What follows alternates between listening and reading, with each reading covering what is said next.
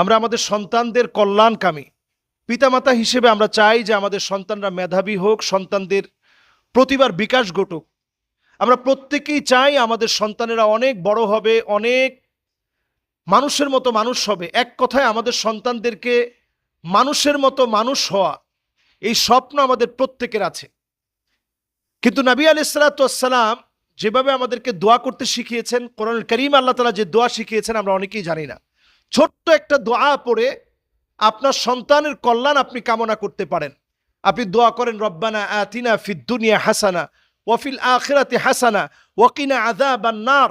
এই দোয়া আপনি আপনার নিজের জন্য করেন, আর সন্তানদের জন্য আপনি শ্রেষ্ঠ যে দোয়াটা করবেন সেই দোয়াটা হচ্ছে কুররাতা আয়ুনি ওয়াজআলনা লিল মুত্তাকিনা ইমামা রব্বানা হাব লানা মিন আজওয়াজিনা ওয়া যুররিয়াতিনা কুররাতা আয়ুনি ওয়াজআলনা লিল মুত্তাকিনা ইমামা। আয় আল্লাহ তাআলা আমার এই সন্তানকে চক্ষু শীতলকারী সন্তান বানিয়ে দেন। এই দোয়াটা আমরা আমাদের সন্তানদের জন্য করতে থাকি। অবশ্যই ইনশাআল্লাহ আমাদের সন্তানরা মানুষের মতো মানুষ হবে, আমাদের চক্ষু শীতলকারী হবে।